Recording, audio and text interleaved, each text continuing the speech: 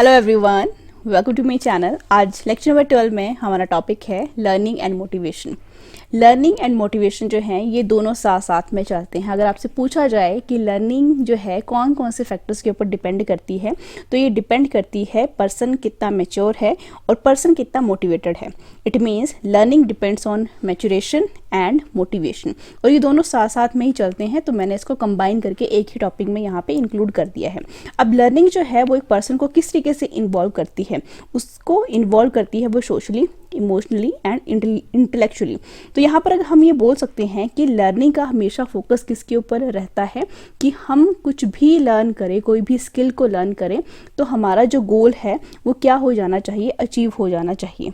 तो इसीलिए हम क्या बोलते हैं कि लर्निंग जो है वो क्या है, इसी की कॉन्टिन्यूस प्रोसेस है। Till the end of life हम कुछ ना कुछ सीखते ही रहते हैं। तो अब हम यहाँ पे डिस्कस करने जा रहे हैं ऐसे कौन से फैक्टर्स हैं जो कि अफेक्ट करते हैं लर्निंग को। सबसे पहले है आपका पर्सनल फैक्टर, सेकंड है आपके पास इन्वायरमेंटल फैक्टर्स। मैंने अभी आपको पीछे ही बताया कि इस लेक्चर में हम लर्निंग को अफेक्ट करने वाले फैक्टर्स के बारे में पढ़ेंगे। मोटिवेशन को देखेंगे, लेकिन मोटिवेशन हमने पहले नहीं पढ़ा है, तो मोटिवेशन को समझेंगे, मोटिवेशन के टाइप्स को देखेंगे एंड ऐसे कौन से फैक्टर्स हैं जो कि मोटिवेशन को ही क्या कर रहे हैं, अफेक्ट कर रहे हैं। तो यहाँ पे कुछ फैक्टर्स अगर यहाँ पे आपसे क्वेश्चन बना के पूछे जाते हैं तो थोड़ा सा स्लाइट डिफरेंस आपको देखने को मिलता है लर्निंग एंड मोटिवेशन में, क्योंकि आपको लर्निंग एंड मोटिवेशन जो है वर्ड साथ साथ में लिखे होने चाहिए। तो इसीलिए ये फैक्टर जो हैं आपस में रिलेट करते हुए आपको यहाँ पे देखने को मिलेंगे। सेम वही फैक्टर जो लर्निंग को अफेक्ट कर रहे हैं, सेम वही फैक्टर जो है आपकी मोटिवेशन को भी क्या करेंगे, अफेक्ट करेंगे। अब यहाँ पे सबसे पहले हम डिस्कस करेंगे पर्सनल फैक्टर्स को। पर्सनल फैक्टर में आपके पास क्या है, अब देखो जो आपका बेसिक लर्निंग है वो तो बहुत मल्टीपल सोर्सेज के थ्रू जो है वो क्या हो सकती है, अफेक्ट हो सकती है या इन्फ्लुएंस्ड हो सकती है। ठीक है, तो अगर हमें थोड़ा नॉलेज होगा इन फैक्टर्स का, तो ये फैक्टर्स क्या करते हैं, बहुत अच्छी हेल्प करते हैं टीचर्स को और पेरेंट्स को कि वो क्या कर सकते हैं, बच्चों को गाइड कर सकते हैं टुवर्ड्स द लर्निंग प्रोसेस। अब यहाँ पे जो पहला फैक्टर आता है पर्सनल फैक्टर के अंदर, वो क्या है, सेंसेशन एंड परसेप्शन। सेंसेशन यानी जो कुछ भी इंफॉर्मेशन आप अपनी सेंसेस के थ्रू परसीव करते हो।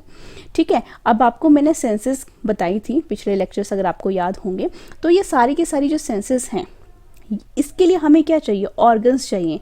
ऑर्गन्स क्या करते हैं, इंफॉर्मेशन को परसीव करते हैं। जैसे स्किन जो है, ठीक है, टच, ठीक है, ईयर्स जो हैं वो सुनते हैं, टंग जो है वो टेस्ट करती है, आइज़ देखती हैं एंड नोज जो है वो स्मेल्स करती हैं।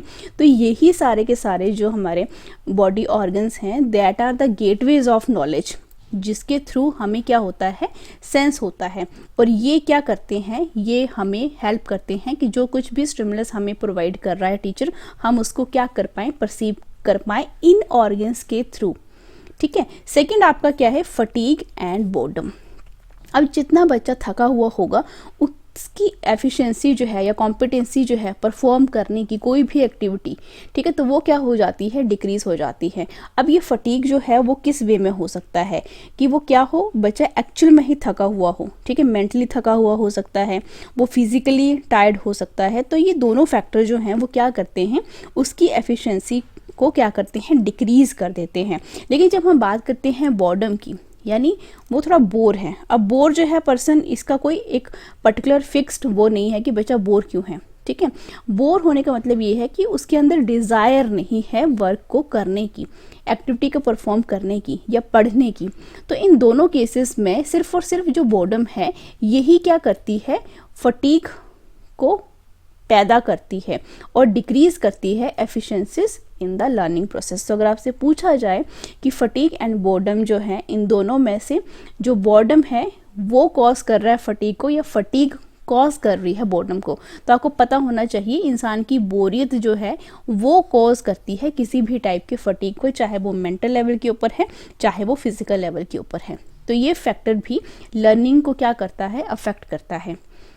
अगर बच्चा बोर नहीं हो रहा है तो ऑब्वियसली बात है क्या हो जाएगी, लर्निंग अच्छी हो जाएगी।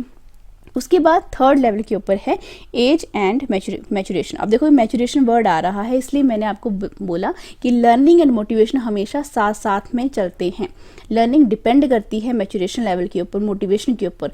तो दोनों जगह पे मोटिवेशन वाले चैप्टर में एंड लर्निंग में, दोनों में आपका ये जो है थोड़े से आपको जो वर्ड्स हैं वो इंटरलिंक्ड मिलेंगे, ठीक है। तो आपको एक ही लेक्चर में मैंने यहाँ पे कंप्लीट करवा दिया है ताकि बच्चों को ज़्यादा कन्फ्यूज़न ना रहे अलग अलग चैप्टर्स बना के। अब एज और जो मैच्योरेशन जो है, अब लर्निंग जो है वो डायरेक्टली डिपेंड करती है हमारी एज के ऊपर। अलग अलग एज का बच्चा जो है, मेच्योरिटी लेवल जो भी उसका रहेगा वो अलग अलग एज में अलग अलग सीखता है। अब 6 क्लास का बच्चा 6 क्लास के अकॉर्डिंग ही सीख सकता है, 12th क्लास का बच्चा 12th लेवल के ऊपर ही वो सीख सकता है, ठीक है। तो अगर बच्चा मेच्योर नहीं है तो हम किसी भी टाइप की लर्निंग जो है उससे नहीं करवा सकते हैं। कुछ बच्चे जो हैं वो जल्दी सीख जाना प्रेफर करते हैं, कुछ बच्चों को काफ़ी टाइम लगता है, ठीक है। तो एज एंड मैच्योरेशन जो है वो भी डायरेक्टली लिंक करती है आपकी लर्निंग के ऊपर। और कोई भी लर्निंग नहीं हो सकती जब तक जो पढ़ने वाला बच्चा है, सीखने वाला बच्चा है, वो मेच्योर नहीं होगा। चाहे वो मेच्योर एज वाइज हो, चाहे वो उसका अपना मेच्योरिटी लेवल हो, जिसको हम इंटरनल मैच्योरेशन बोलते हैं, ठीक है। कुछ छोटे बच्चे भी बहुत ज़्यादा मेच्योर होते हैं और बड़े बच्चे जो है इतने ज़्यादा मेच्योर नहीं होते हैं, ठीक है। तो ये दोनों तरफ से चलता है, एज वाइज भी एंड आपका मैच्योरेशन लेवल उस वे में भी। अब फोर्थ जो फैक्टर है दैट इज़ इमोशनल कंडीशंस, ठीक है।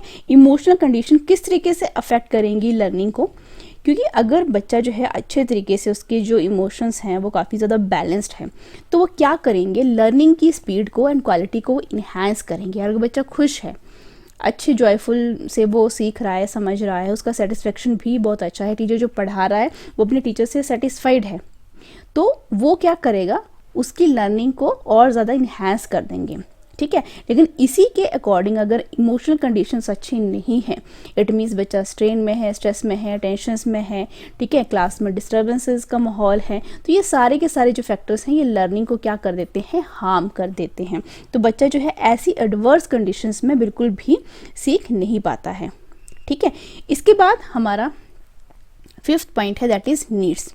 अब हर बच्चे की अपनी अपनी नीड होती है।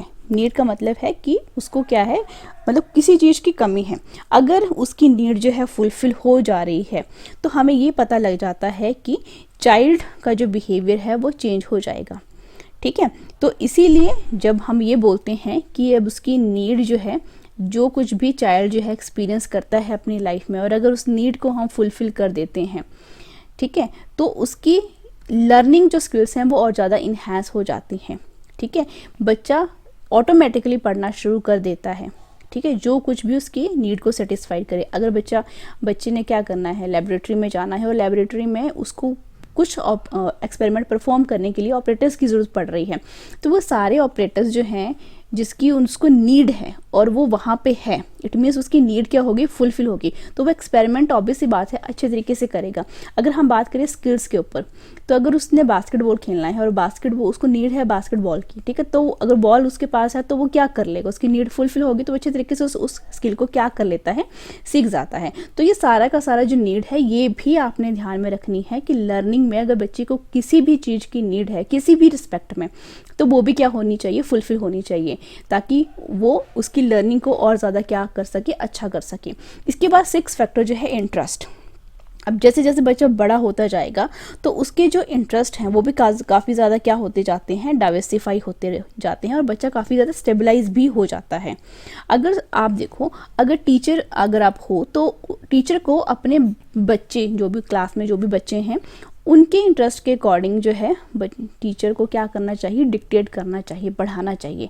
तो बच्चों के इंटरेस्ट का नॉलेज होना जो है टीचर के लिए मस्ट है, क्योंकि अगर आपको पता है कि आपकी क्लास जो है किस तरीके से मतलब अच्छे तरीके से वो मोटिवेट हो जाती है, ठीक है, तो अगर आप क्या करोगे, अराउजल ऑफ इंटरेस्ट करोगे तो बच्चे ऑटोमेटिकली जो है आपने मोटिवेट किया, ठीक है, आपको पता है बच्चे का इंटरेस्ट क्या है, आपने इसको बस जगाना है और जैसे ही आपने जगा दिया तो यही आपका जो जगाना है बच्चे का इंटरेस्ट वो क्या करेगा, उसको लर्निंग में इन्वॉल्व कर देगा और यही इन्वॉल्वमेंट जो है उसको लर्निंग के लिए क्या बना देगी, बहुत अच्छा बना देगी। और जो कुछ भी आपने क्या करना है, जितना ज़्यादा आप अपने लेक्चर में और ज़्यादा नॉलेज देना चाहते हो, कुछ और कंटेंट को ऐड करना चाहते हो, तो आप उसको वो भी प्रोवाइड कर सकते हो अगर बच्चा क्या है, इंटरेस्टेड है। तो अगर बच्चे लेस इंटरेस्टेड हैं अगर किसी दिन में, तो आप अपने कंटेंट के अकॉर्डिंग जो है थोड़ा कम पढ़ाइए, ठीक है। तो ये सारे के सारे इंटरेस्ट का नॉलेज जो है वो टीचर को होना चाहिए। उसके बाद है इंटेलिजेंस। अब इंटेलिजेंस क्या है, हम जानते हैं आईक्यू लेवल जो है हर एक बच्चे का जो है अलग अलग होता है, ठीक है। अलग अलग होने की वजह से यहाँ पे क्या होगा, जिसका ज़्यादा आईक्यू लेवल होगा वो जल्दी सीख जाएगा, जिसका कम होगा तो वो कम सीखेगा। तो ये डायरेक्टली लिंक है आपकी लर्निंग के साथ, ठीक है। एंड हर बच्चा जो है वो क्या कर सकता है, अपने आईक्यू के अकॉर्डिंग जो है वो लर्न करता है, तो इसलिए इंटेलिजेंस डायरेक्टली लिंक होती है लर्निंग के साथ। इसके बाद एप्टीट्यूड। एप्टीट्यूड मतलब जो भी बच्चा पोजेस कर रहा है अपने अंदर किसी भी सब्जेक्ट को लेके या स्किल को लेके, तो वो अच्छे वे में कब सीखेगा और वो उसको ज़्यादा टाइम तक याद रहेगा।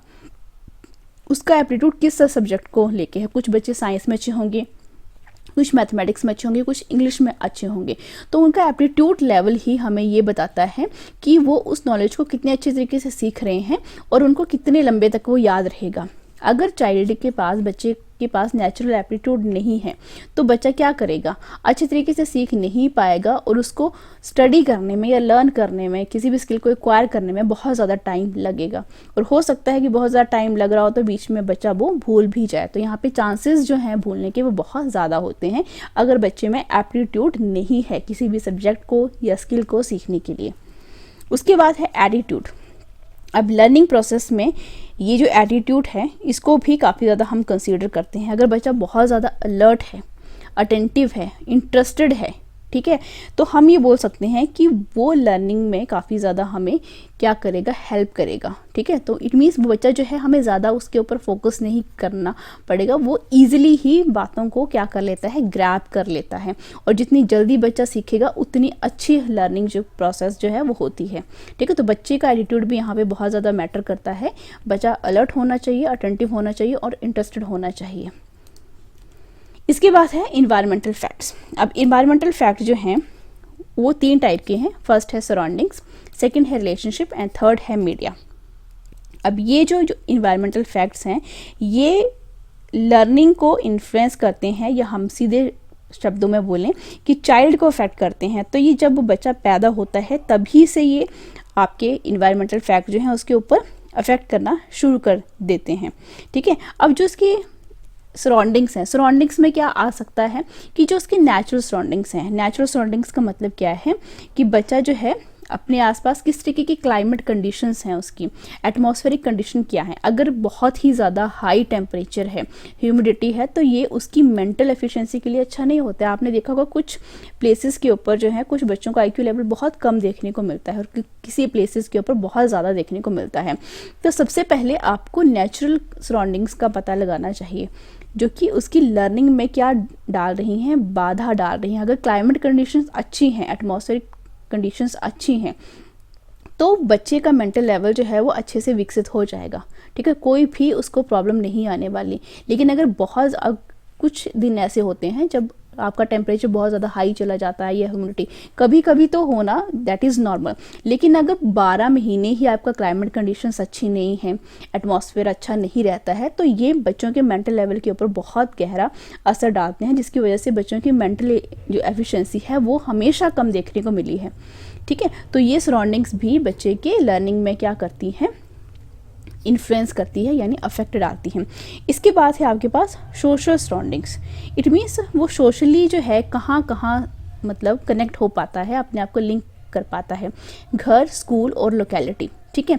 अगर देखो ये किस तरीके से अफेक्ट करेगा, अगर उसकी फिजिकल कंडीशन जो है घर में किस तरीके की है, अगर फैमिली उसकी स्मॉल है या लार्ज फैमिली में वो रहता है, आस पड़ोस में बहुत ज़्यादा क्या है, नॉइजी एटमॉस्फेयर है, वेंटिलेशन ढंग से नहीं है, या लाइट, वहाँ पे लाइट का कोई इशू है, तो ये सारे के सारे फैक्टर्स जो हैं ये अफेक्ट करते हैं लर्निंग को। अगर ये सारे के सारे अच्छे फैक्टर्स होंगे, नॉइज़ नहीं है, वेंटिलेशन अच्छा है, घर में लाइट अच्छे से प्रॉपर वहाँ पे आती है, स्मॉल फैमिली है, तो लर्निंग इन्हेंस हो जाएगी। दूसरे एडवर्स में बात करें कि अगर लार्ज फैमिली में रह रहे हैं तो ऑब्वियस सी बात है वहाँ पे बहुत ज़्यादा डिस्टर्बेंस रहेगी, नॉइज़ रहेगा। अगर आपका आस पड़ोस अच्छा नहीं है, वेंटिलेशन की कोई, अगर घर में वेंटिलेशन का कोई भी सोर्स नहीं है, लाइट नहीं आती है, पिछड़े हुए इलाकों में रहते हो, तो ये लर्निंग को क्या करेंगे, नेगेटिव वे में अफेक्ट करेंगे। इसके बाद थर्ड है cultural surroundings. Culture surroundings it means जब बच्चा जो है अपने कल्चर के साथ थोड़ा सा बाउंड होता है, उसे पता है कि वो कौन सी कम्युनिटी में रहता है, यहाँ पे कौन कौन से कल्चर वैल्यूज़ हैं, तो थोड़े से ये भी क्या करते हैं, उसके इन्फ्लुएंस करते हैं लर्निंग को। ठीक है, तो हमेशा कल्चरल सराउंडिंग्स में हम ये देखते हैं कि जो कल्चरल वैल्यूज़ हैं वो किस तरीके से इनकलकेट की जा रही हैं, उसके अंदर एक्चुअल में स्पिरिट है कल्चरल वैल्यूज़ को इनकलकेट करने की या नहीं की।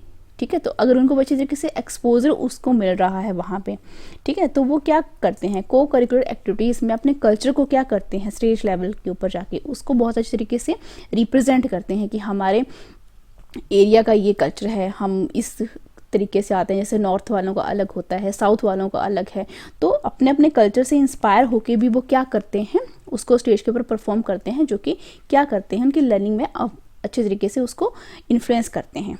ठीक है, अब इसके बाद है थर्ड यहाँ पे रिलेशनशिप्स। अब ये रिलेशनशिप जो है किस किस के साथ हो सकते हैं। टीचर जो है वो सबसे पहली प्रायोरिटी है किसी भी लर्निंग प्रोसेस की, तो टीचर्स के साथ स्टूडेंट्स का अच्छा रिलेशनशिप होना चाहिए, क्योंकि एक टीचर ही क्या करता है, बच्चे के बिहेवियर में या उसकी पर्सनैलिटीज़ में चेंज लेकर आता है, उसके बिहेवियर को, पर्सनैलिटी को वो क्या करता है, शेप करता है।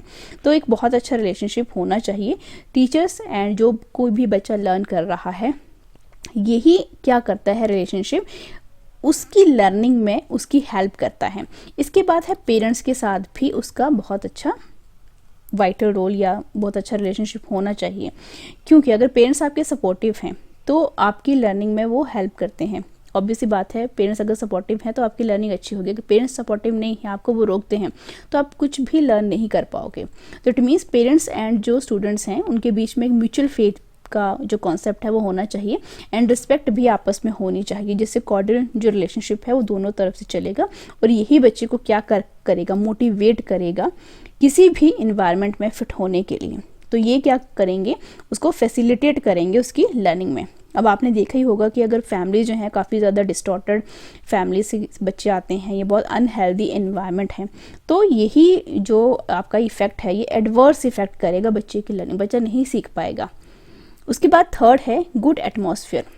एटमॉस्फेयर जो है चाहे घर पर हो चाहे वो स्कूल में हो, दोनों जगह जो है आपका अच्छा एनवायरनमेंट होना चाहिए। जितना भी वहाँ पे लर्निंग एटमॉस्फेयर है, अगर स्कूल की बात करें तो स्कूल में टीचर्स का ये रोल बनता है कि वो अच्छा एटमॉस्फेयर वहाँ पे बना के रखें, पॉजिटिव वे में बना के रखें, ताकि बच्चा जो है अगर घर पे नहीं भी पढ़ कर आ रहा है तो इट मीन्स उसको स्कूल में इतना टाइम मिल पाए कि वो एक अच्छी वैल्यूज़ को सीख पाएँ।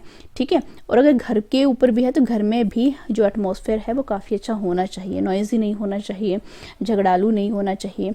तो ये सारे के सारे फैक्टर जो हैं वो अफेक्ट करते हैं बच्चों को लर्न करने में।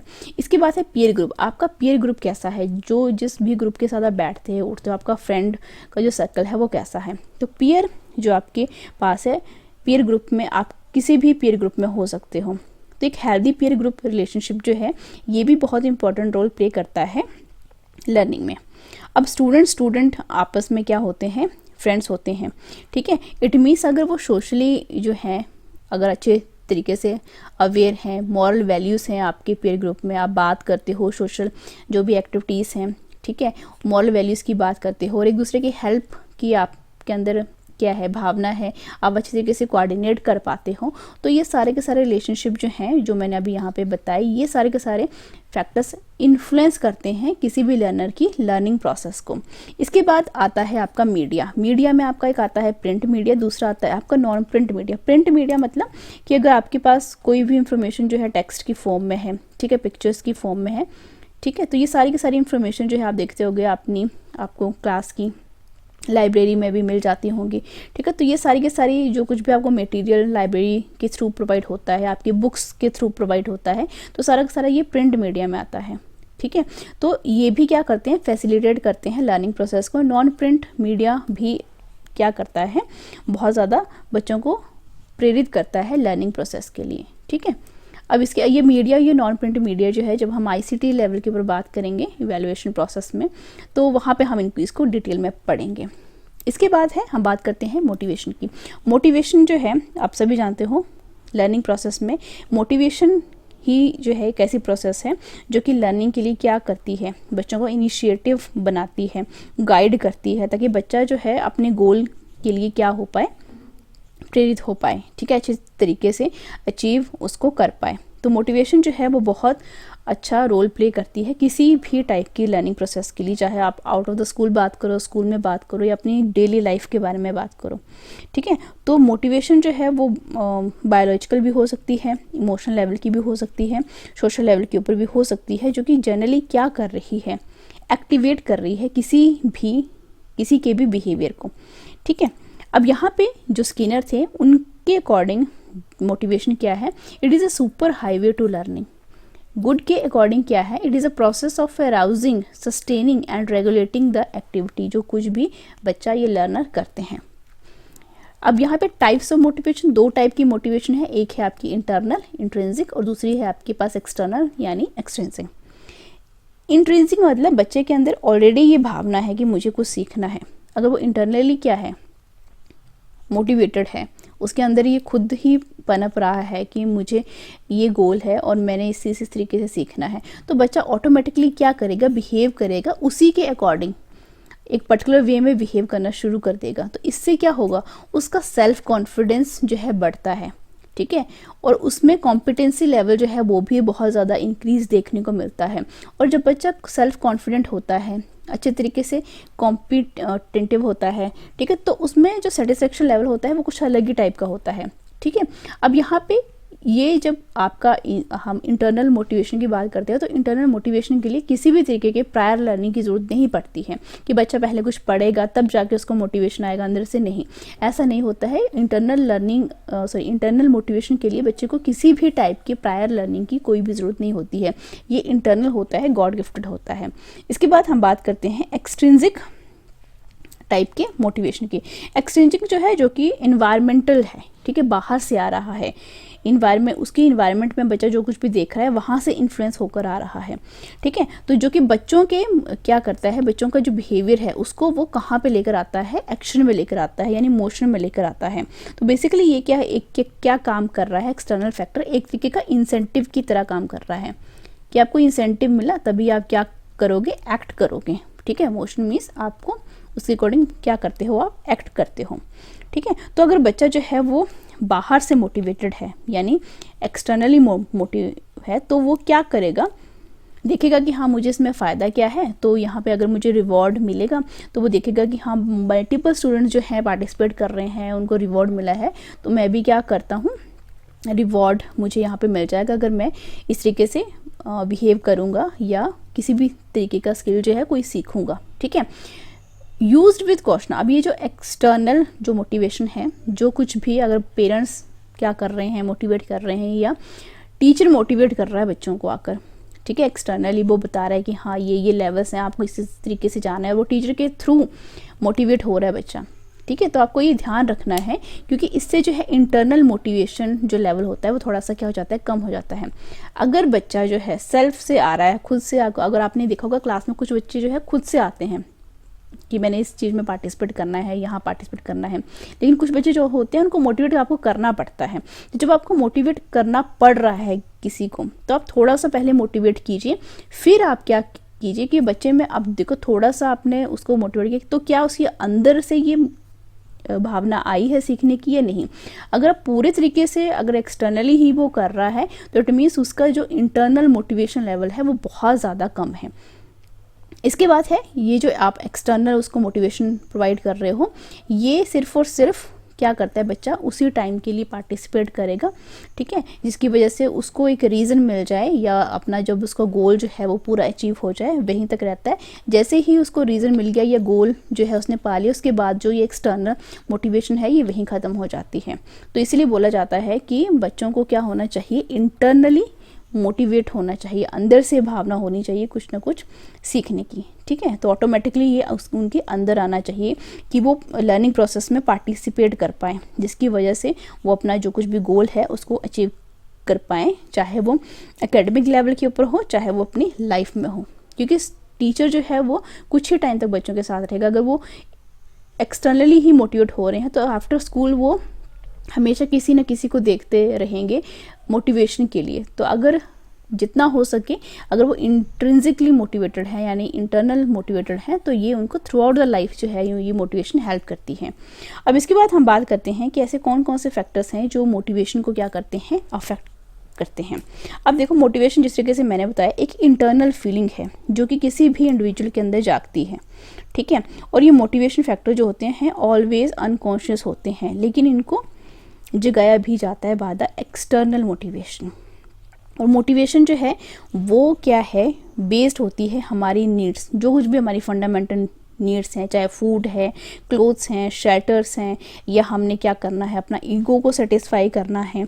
तो ये सारी के सारी जो नीड्स हैं वो इस तरीके से वेरी करती जाती हैं इंडिविजुअल टू इंडिविजुअल, ठीक है। मोटिवेशन आपको किसी भी लेवल का, किसी भी टाइप का हो सकता है।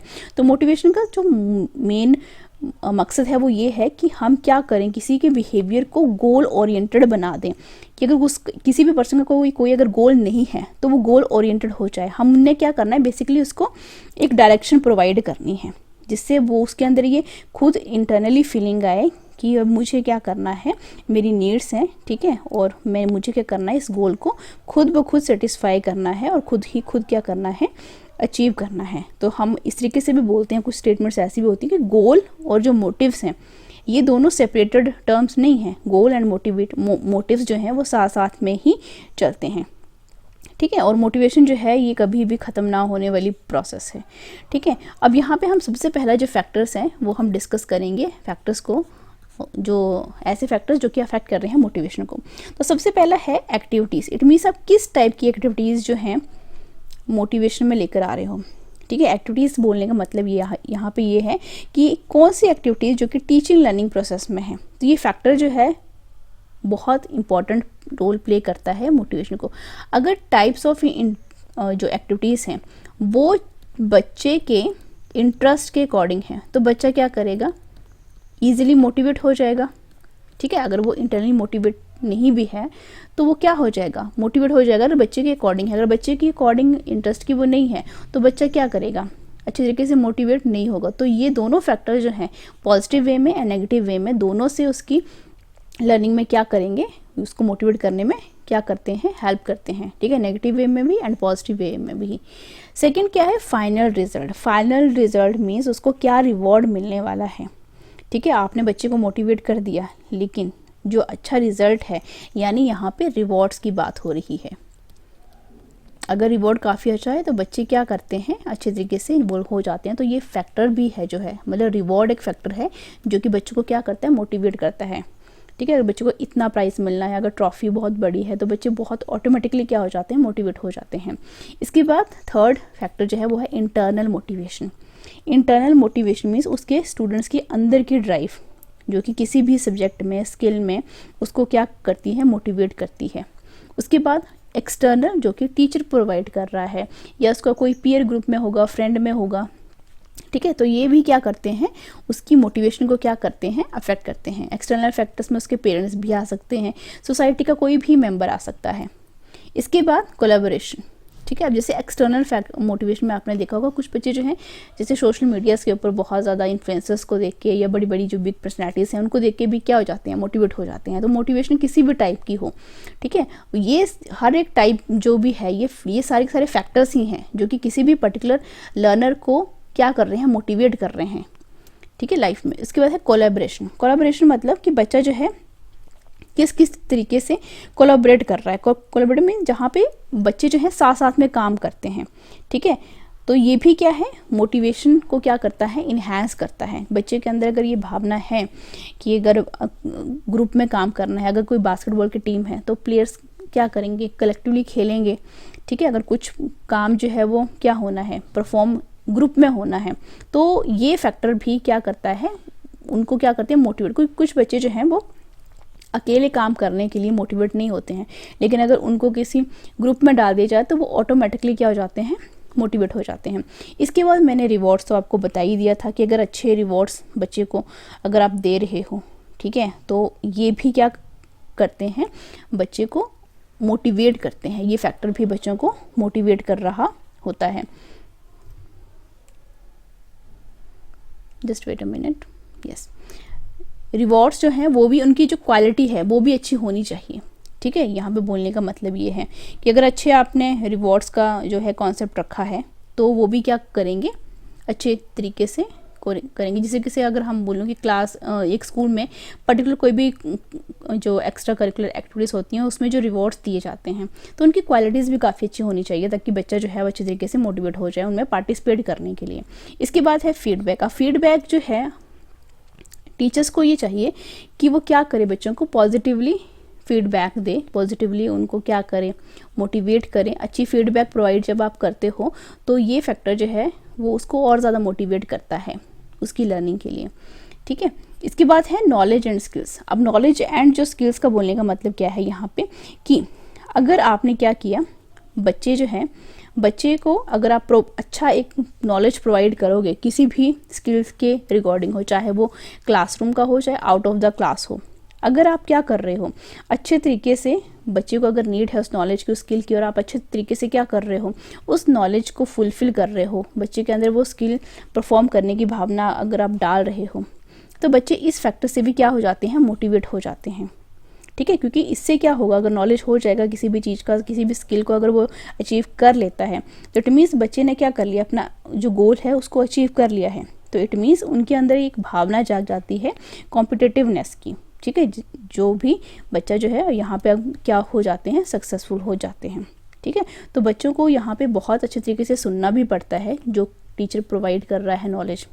ठीक है, तो अच्छे तरीके से बच्चा यहाँ पे क्या करेगा, उस नॉलेज को सुनेगा, समझेगा।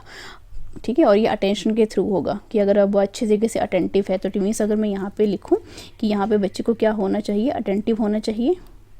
ठीक है, और उसको अच्छे तरीके से सुनने की आदत भी डालनी चाहिए कि अगर कोई मुझे अगर मोटिवेट कर रहा है तो मैं पहले क्या हो जाऊँ, अटेंटिव हो जाऊँ कि मुझे जो कुछ भी नॉलेज जिस किसी भी चीज़ के रिगार्डिंग दिया जा रहा है, ठीक है, मुझे अच्छे तरीके से सुनना चाहिए जो कोई भी स्किल मुझे कोई भी सिखा रहा है। ठीक है, तो यहाँ पे जो लर्निंग की प्रोसेस है वो और ज़्यादा क्या हो जाती है, एक्सेसिबल हो जाती है। इसके बाद है क्यूरोसिटी। बच्चे के अंदर जो है खुद ही क्यूरोसिटी जागनी चाहिए कि ये जो है मोटिवेशन, अगर बच्चे के अंदर मोटिवेशन अगर नहीं है, क्यूरोसिटी नहीं है, उत्सुकता नहीं है, ठीक है, तो वो क्या कर जाएंगे, लैक कर जाएंगे अपने गोल को अचीव करने के लिए। तो ऐसा बोला जाता है कि बच्चे के अंदर जो है अगर टीचर जो है अच्छे तरीके से उत्सुकता ले आता है तो बच्चे और ज़्यादा क्या हो जाते हैं, मोटिवेट हो जाते हैं टुवर्ड्स द लर्निंग प्रोसेस। ठीक है, तो यहाँ पे आपने क्या करना है, बेसिकली बच्चों को प्रोवोक करना है, थोड़ा सा provoke in the positive manner, provoke in positive manner.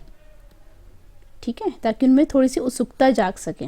उसके बाद डायरेक्शंस। अब डायरेक्शंस का मतलब ये है कि अगर अच्छी डायरेक्शंस आप बच्चों को प्रोवाइड करोगे, अगर आपने स्पेसिफाइड डायरेक्शन में किसी भी बच्चे का मोटिवेशन, बच्चे को मोटिवेट किया है, ठीक है, कोई भी उसकी असाइनमेंट हो सकती है, कोई भी उसका वर्क हो सकता है, अगर आपने अच्छे डायरेक्शंस बच्चों को दी हैं, ठीक है, तो बच्चा क्या होगा, ऑटोमेटिकली मोटिवेट हो जाएगा और वो टीचर के पास बार बार आएगा। ठीक है, और अपने फ्रेंड्स को भी, अपने जूनियर्स को भी मोटिवेट करेगा कि हाँ इस पर्टिकुलर टीचर के पास जाओ, ये बहुत अच्छा डायरेक्शन प्रोवाइड करते हैं किसी भी टॉपिक के रिगार्डिंग। तो आपने जब बच्चों को डायरेक्शन देनी है तो टीचर को भी ये होना चाहिए कि वो अपनी डायरेक्शंस को क्या रखें, सिंपल, ज़्यादा कॉम्प्लेक्स नहीं बनाना है आपने। अगर आप पहले ही कॉम्प्लेक्स बना दोगे तो बच्चा मोटिवेट हो ही नहीं पाएगा। तो आपने अपनी जो भी डायरेक्शन बच्चों को प्रोवाइड करनी है उसको सिंपल रखो, ब्रीफ रखो। ज़्यादा बच्चे जो हैं थियोरी ज़्यादा पोर्शन जो है बिलीव नहीं करते हैं, तो आपने ब्रीफ रखना है एंड वो क्या होना चाहिए, लॉजिकल होना चाहिए। ठीक है, तो ये मेथड जो है आपने फॉलो करने हैं बच्चों को डायरेक्शन देने के लिए, ताकि बच्चा जो है मोटिवेट हो पाए। इसके बाद है कि आपका पर्पस क्या है लर्निंग का। विदाउट पर्पस आप कुछ भी नहीं कर सकते। अगर आपका पर्पस जो है वो क्लियर है, अगर आप किसी पर्पस के लिए बच्चे को क्या कर रहे हो, मोटिवेट कर रहे हो, तो वो पर्पस जो है क्या होना चाहिए, क्लियर होना चाहिए बच्चों को। पर्पस क्लियर होगा लर्निंग का, तभी बच्चे क्या होंगे, मोटिवेट होंगे। उसके बाद है लास्ट में एक्टिविटी बेस्ड ऑन स्किल्स। अब देखो, जो कुछ भी आप एक्टिविटीज़ करवा रहे हो वो क्या होनी चाहिए, अच्छे तरीके से पहले प्लान्ड होनी चाहिए। ठीक है, एक्टिविटीज़ जो कुछ भी हैं प्लान्ड होनी चाहिए और वो इंटरेस्टिंग होनी चाहिए,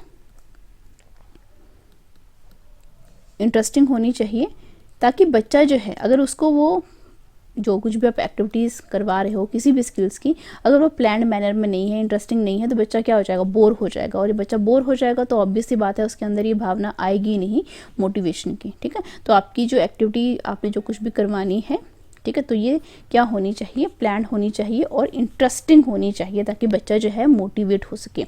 अब ये जितने भी फैक्टर्स मैंने आपको यहाँ पे करवाए हैं, अगर ये बच्चे के अंदर ऑलरेडी हैं तब आपको कम मेहनत करने की ज़रूरत है, और अगर ये नहीं है तो आप थोड़ा सा स्टिमुलस प्रोवाइड करके भी क्या कर सकते हो, इनको बच्चे के अंदर डाल सकते हो, राइट। तो ये फैक्टर्स थे कुछ जो कि मोटिवेशन को क्या करते हैं, अफेक्ट करते हैं। तो आज के लेक्चर में सिर्फ इतना ही, मिलते हैं नेक्स्ट लेक्चर में। Thank you so much. Like share subscribe for more.